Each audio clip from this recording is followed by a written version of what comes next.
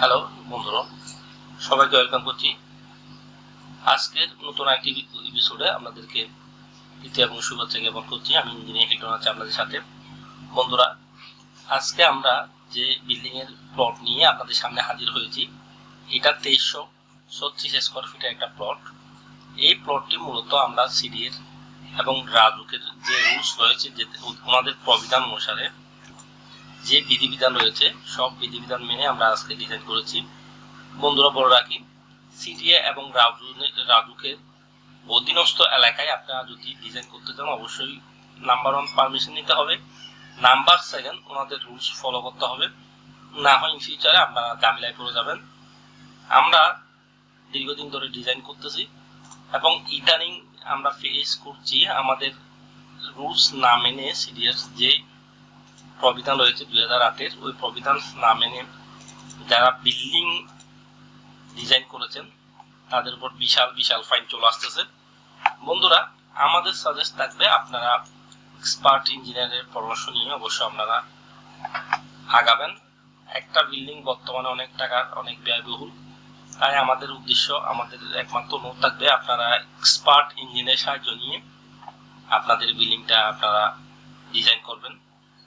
Expert ইঞ্জিনিয়ারের সাহায্য নিয়ে বিল্ডিং ডিজাইন করলে সব দিক দিয়ে সুবিধা। নাম্বার 1 হচ্ছে সিডিএর যে রুলস, ওই রুলস অনুসারে আপনারা যদি বিল্ডিং এর প্ল্যান অনুসারে বিল্ডিং এর ডিজাইন করেন, তাহলে সিডিএর যেই ক্যাপাসগুলো রয়েছে ভবিষ্যতে এইগুলো থেকে আমরা মুক্ত হতে পারবেন। বন্ধুরা, আসি আমাদের আজকের এই প্লটটিতে। এটা 2336 স্কয়ার ফিটের একটা প্লট। এটা ফ্রন্ট সাইডে 33 ফিট 2 ইঞ্চি এবং রিয়ার সাইডে 34 ফিট 2 ইঞ্চি, ডান পাশে 62 ফিট 1 ইঞ্চি এবং ডান পাশে 60 ফিট। বন্ধুরা, আপনারা যেই প্ল্যানটি দেখতে পাচ্ছেন, এই প্ল্যানটি, এটা হচ্ছে land area given for road widening. এই রাস্তা প্রশস্ত করার জন্য এই রাস্তাটা আমরা ছেড়ে দিয়েছি। ছেড়ে দিয়ে এই পিঙ্ক যে লাইনটা, ওই লাইনটা চলে আসবে এইখানে। এটা হচ্ছে বাউন্ডারি লাইন এবং এটা হচ্ছে এন্ট্রি গেট, এটা গার্ড রুম। এখানে 4টা পার্কিং রয়েছে। এই পার্কিং গুলো সিডিএ রুলস অনুসারেই আমাদের ডিজাইন যেভাবে আসছে আমরা ওভাবেই পার্কিংটা অ্যারেঞ্জমেন্ট করেছি। এটা হচ্ছে ইলেকট্রোমেকানিক্যাল রুম। আপনারা জানেন 8 তলার উপরে গেলেই ইলেকট্রোমেকানিক্যাল রুমের প্রয়োজন হয়। এটা লবি, এটা লিফট, আর এটা হচ্ছে যে ফায়ার এক্সিট কাম কমন একটা স্টেয়ার, যেখানে আমরা ফায়ার এক্সিটের প্ল্যান মাথায় রেখেই এটা ডিজাইন করেছি। বন্ধুরা, আমাদের এই প্লটটির সামনে যে রাস্তাটা রয়েছে, এটা হচ্ছে 18 ফিটের রাস্তা। এটাকে আমাদের 23 ফিট করতে হয়েছে। এটার এই 23 ফিট, এই যে 2 ফিট 6 ইঞ্চি যে জায়গাটা আমরা ছেড়েছি, এটার জন্য আমরা ফার পেয়েছি। ফার অনুসারে এখানে আমাদের আগে আমরা যেটা 7 তলা পাচ্ছিলাম, এটা এখন 8.5 তলার মতো আমরা কভার আপ করেছি। বন্ধুরা, আসি এটা হচ্ছে গ্রাউন্ড ফ্লোরের প্ল্যান। আসি এটা সেকেন্ড ফ্লোরের এবং অন্যান্য ফ্লোরের প্ল্যানগুলো নিয়ে। পূর্বে বলেছিলাম এটা হচ্ছে স্যাক্রিফাইস ল্যান্ড। এই ল্যান্ডটা হচ্ছে আমরা স্যাক্রিফাইস করেছি রাস্তা প্রশস্তের জন্য। বন্ধুরা, এটা হচ্ছে স্টেয়ার। এই স্টেয়ার দিয়ে উঠে এটা লবি, এটা লিফট। এই লিফট এবং লবি হয়ে এখানে ফায়ার দিয়ে আমরা বের হয়ে যাচ্ছি। এটা হচ্ছে লিভিং এরিয়া আর এটা হচ্ছে ব্যালকনি। এই লিভিং এরিয়ার সাইজটা হচ্ছে 10 ফিট বাই 12 ফিট 4 ইঞ্চি এবং ব্যালকনির সাইজটা হচ্ছে 3 ফিট 4 বাই 5 ফিট 10 ইঞ্চি। এটা হচ্ছে কমন টয়লেট। কমন টয়লেট সাইজটা হচ্ছে 6 ফিট 9 ইঞ্চি বাই 4 ফিট 2 ইঞ্চি। এটা হচ্ছে কমন বেড। কমন বেডের সাইজটা হচ্ছে 10 ফিট 6 ইঞ্চি বাই 10 ফিট 7 ইঞ্চি। আর এটা হচ্ছে ডাইনিং, বিশাল যেটা দেখতে পাচ্ছেন, এটা হচ্ছে ডাইনিং। মূলত এখানে দুইটা ডাইনিং, একটা হচ্ছে ফ্যামিলি ডাইনিং, একটা হচ্ছে কমন ডাইনিং। যে ডাইনিং গুলো হচ্ছে গেস্টরা ইউজ করবে, এখানে একটা মেমব্রেন থাকবে, এটা হচ্ছে ফ্যামিলি ডাইনিং হিসেবে ইউজ করবে। বন্ধুরা, এটা হচ্ছে কিচেন। আচ্ছা, বলে রাখি আমাদের ডাইনিং এর সাইজ হচ্ছে 10 ফিট বাই 19 ফিট 6 ইঞ্চি। এখানে ডাবল ডাইনিং হিসেবে এই জোনটা ইউজ করবে। আর এটা হচ্ছে বারান্দা ভেন্টিলেশনের জন্য। এখানে কিচেন রয়েছে। কিচেনের সাইজ হচ্ছে 8 ফিট বাই 6 ফিট 2 ইঞ্চি। আর এটা হচ্ছে চাইল্ড বেড। চাইল্ড বেডের এরিয়া হচ্ছে 10 ফিট 9 ইঞ্চি বাই 10 ফিট। আর টয়লেটের এরিয়া হচ্ছে 6 ফিট 2 ইঞ্চি বাই 4 ফিট 2 ইঞ্চি। আর এটা হচ্ছে মাস্টার বেড। মাস্টার বেডের সাইজ হচ্ছে 11 fit 9 inch by 10 fit 4 inch. আর এটা হচ্ছে মাস্টার টয়লেট। মাস্টার টয়লেটের সাইজ হচ্ছে 6 ফিট 7 ইঞ্চি বাই 4 ফিট 2 ইঞ্চি। এটা হচ্ছে আমাদের মাস্টার বেডের বারান্দা। ফ্রন্ট বারান্দা। মূলত ফ্রন্ট বারান্দা size 3 feet 4 inch by 6 feet 10 ইঞ্চি।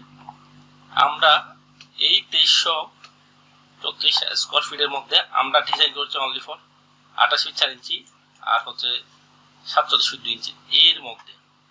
এখন বন্ধুরা বলতে পারেন এর মধ্যে ডিজাইন করার কি আমাদের আবশ্যকতা ছিল? অবশ্যই। আপনি যদি সিডিএ রুলস ফলো করে ডিজাইন করতে চান, আপনাকে এই রুলস এই রেগুলেশন মেনে আপনাকে কাজ করতে হবে। এই বাইন্ডিংসটা ধরেই আপনি এর ওভারকাম করলে, ভায়োলেট করলে অবশ্যই আপনাকে পানিশমেন্টের আওতায় আনা হবে টুডো টুমোরো। এখন যারা এই রুলস ফলো না করে বিল্ডিং করতেছেন তাদের অনেক প্রবলেম ফেস হচ্ছে। নাম্বার 1 হচ্ছে যখন একটা ঘরে আগুন ধরে আরেকটা ঘরে দ্রুত ট্রান্সফার করে, একটা যখন আর্থকোয়েক হয় তখন একটা ঘর হেলে গিয়ে অন্য ঘরের উপর পড়ে। বিভিন্ন সেভারাল ন্যাচারাল হ্যাজার্ডগুলোকে সেভ করার জন্য এখন সিডিএস যে প্রবিধান 2008 অনুসারে ওই অনুসারে বিল্ডিং এ ডিজাইন করলে আপনিও সেফ হবেন এবং সবাই কেউ সেভ করতে পারবেন। বন্ধুরা বুঝাইতে পারছি হয়তো আমাদের আজকের কনসেপ্টটা।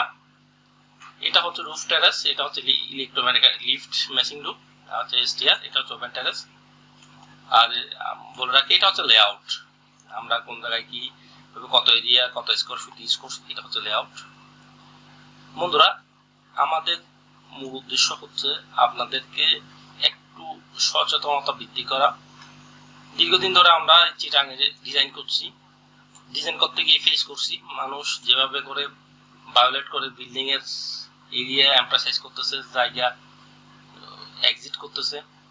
এই বিভিন্ন ভায়োলেশনের কারণে আমাদের যে ন্যাচারাল হ্যাজার্ড গুলো আমরা ফেস করছি, যে ন্যাচারাল প্রবলেম গুলো আমরা ফেস করছি, ওগুলো রিমুভ করার জন্য আজকে আমরা সিডিএ রুলস যেটা যেভাবে ফলো করলে আপনি কোনো সমস্যায় পড়বেন না, ওই সমস্যা থেকে মোকাবেলার জন্য আমরা আজকের এই ভিডিওটা করলাম। ধন্যবাদ, ভালো থাকবেন, দেখা হবে পরবর্তী ভিডিওতে। আজকে অনেক লেন্থি হয়ে যাচ্ছে।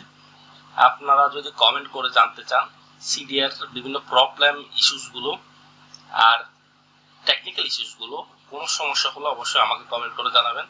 আমি 27/24 আপনাদের সাপোর্ট দেওয়ার জন্য অবশ্যই আমি হাজির হয়ে আছি। ধন্যবাদ, দেখা হবে পরবর্তী ভিডিওতে। অবশ্যই ভালো থাকবেন, সুস্থ কামনা রইল সবার প্রতি।